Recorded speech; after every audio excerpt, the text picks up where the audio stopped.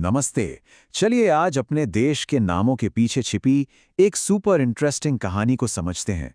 कभी सोचा है कि हमारे देश के दो नाम क्यों हैं, इंडिया भी और भारत भी? तो आज इस मिस्ट्री को सॉल्व करते हैं।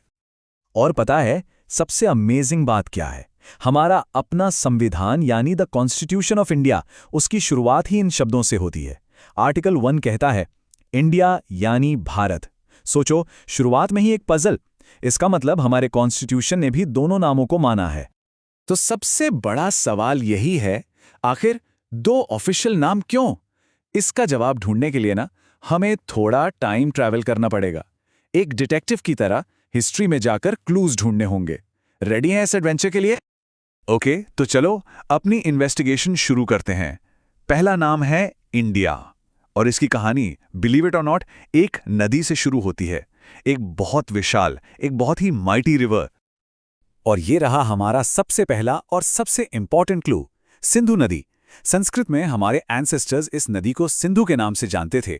बस इस एक शब्द को याद रखिए, क्योंकि इंडिया नाम की पूरी जर्नी यहीं से शुरू होती है। अब स्टोरी में एंट्री होती है कुछ फॉरेन विजिटर्स की।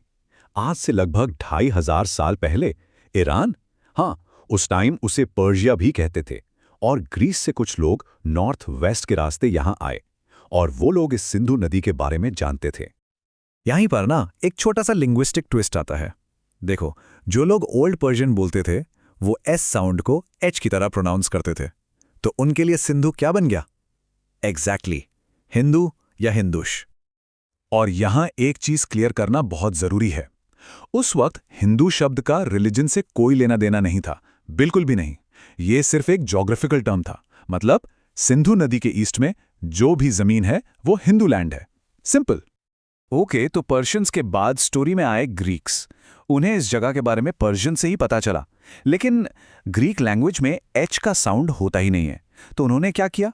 उन्होंने शुरू का एच ही हटा दिया और हिंदू बन गया इंडोए या इंडोर्स। तो देखा ये सफर। चलो इसको आराम से समराइज करते हैं। शुरू हुआ संस्कृत के सिंधु से, पर्शियंस ने उसे हिंदू बनाया, फिर ग्रीक्स ने उसे इंडोर्स बना दिया, और वहां से मॉडर्न इंग्लिश में आते आते ये नाम बन गया इंडिया। कैसी रही ये वर्ल्ड टूर एक नाम की? ओके, तो इंडिया की मिस्ट्री तो सॉल्व हो गई। अब बारी है हमारे दूसरे नाम की, भारत। इसकी कहानी ढूंढने के लिए हमें कहीं बाहर नहीं जाना। इसका क्लू हमारी अपनी ही एंशिएंट हिस्ट्री में छुपा है।